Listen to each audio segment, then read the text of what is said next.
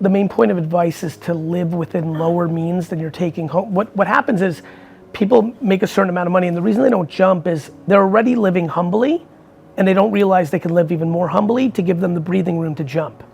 When you live paycheck to paycheck, you feel trapped. You're like, I can't go try to do something. Like if I quit my job, I'm not gonna make rent, I'm gonna lose my house. And my question is like, lose the house.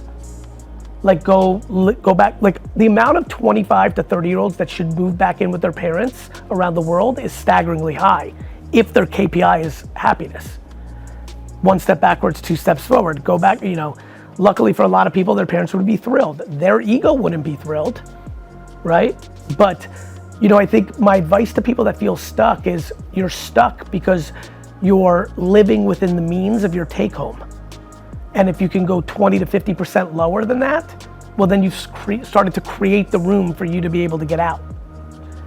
People are really struggling with, like you have to understand, our grandparents all saved money.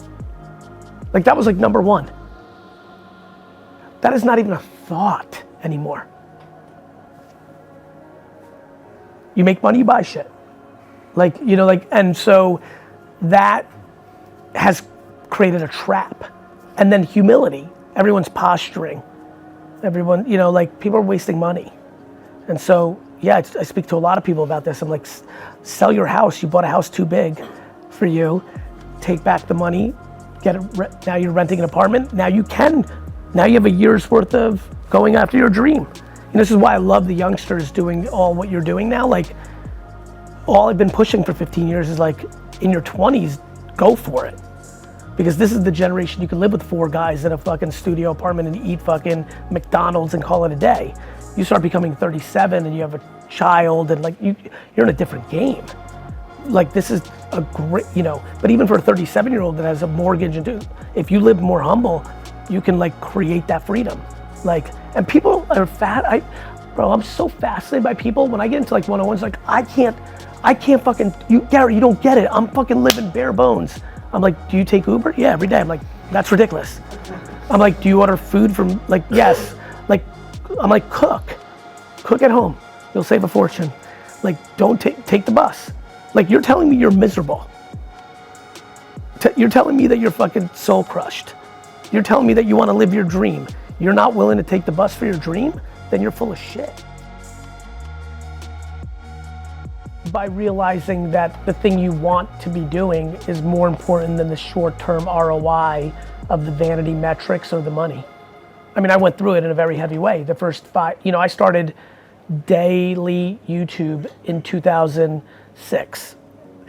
Yeah, so, a lot of people in this room were like very, either not born or like 4, right? So I did it. And I was like truly actually one of the first people to pop on YouTube back then. And I was the wine guy. Like I was on the Conan O'Brien show, the Wall Street Journal. Like today people think it's crazy to be a creator. This was 15, 16, 17 years ago. And then 5 years in, I'm like, I want to talk about my passion, which is business. And I made a business video and every single comment was, stay in your lane, wine guy, what the fuck are you doing? You're wine. And I was like, fuck, I'm a businessman. And so I was just willing to get way less views and lose my audience and give up money because I wanted to be happy. Too many people do shit for the algorithm, which makes sense strategically if you're trying to build something. But when you no longer want to do it, like, what are you supposed to fucking do?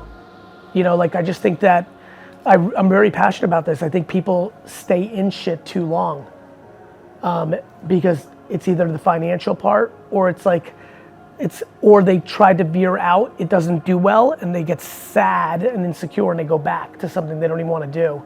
So the answer is by doing it. Like, I don't understand why someone would do something that they don't want to do.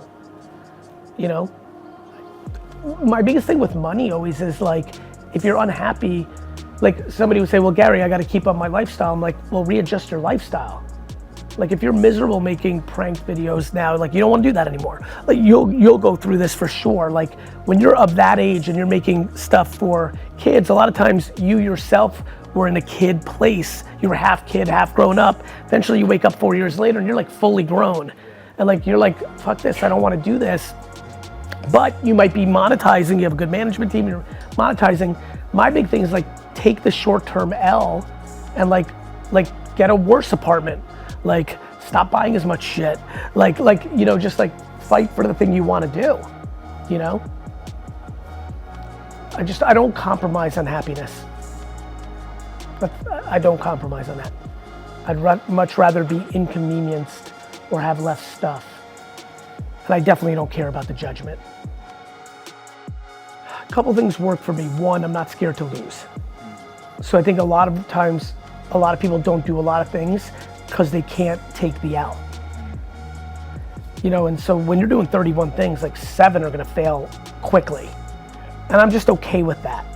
And I think that's one thing to think about. 2, you know, there's also practice. How old are you? 26. Yeah, I mean, there's a level of practice to it, right? Meaning like, what you have to do is like anything that all of us have learned to do, like you have to actually force yourself to do the thing that you don't want to do, just to start to stretch. Like, you just have to actually do it. Notice where I started. You have to be okay with losing. Almost everyone doesn't do multiple things, because I like juggling 30 balls because I'm okay with 7 of them breaking. Most people are like petrified for a ball to drop.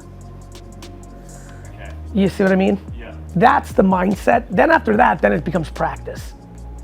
And then you've got 2 balls in the air, then you got 3 balls in the air, you know? Do you feel like you've, like, over the last 20 years, do you feel like you can do more now than you were 10 years ago, 5 years ago? Yeah, because what ended up happening was, without even realizing it, but then you wake up and you're like, oh fuck, I'm, like, my average Monday, if I'm in the office from 8 to 7 or 9 to 7 in a 10-hour window, I have 13 to 40 15-minute meetings. Yeah. Right? Those used to be an hour when I was 26, because I didn't go through the process yet of realizing like most shit doesn't matter and I can get everything done in a 15-minute meeting. But then you also have continuity of people around you. That's why I asked him where he wanted me to go with his marketing agency. Is he talking about operations? Like, for anyone here who's trying to build something, like, the number one rule for me personally is build family. The reason I can scale so much is I have like 50 people who've been with me for 10, 15 years. There's like real trust. Well, I think the algorithms have helped you. We now live in a world where the content is the variable of the post. And so I've always been on this kick, but people never wanted to have their algorithm fucked up. But now the algorithm, there is no consistency. The creative is the variable. So there's never been a better time to then just be yourself and make a prank video and then make a cooking video and then like, and then it's also just like, I'll give you an example. Yesterday I wanted to post a 9-minute interview that I did in Chicago. Like, I knew it wasn't gonna do well. It wasn't best practices. The video was too long. Like, it didn't start, but I didn't care. I was like, cool, 10% of the people will see it that could. And that's okay, because I'm gonna post 4 times today. You know, and so, good news, you should mix shit.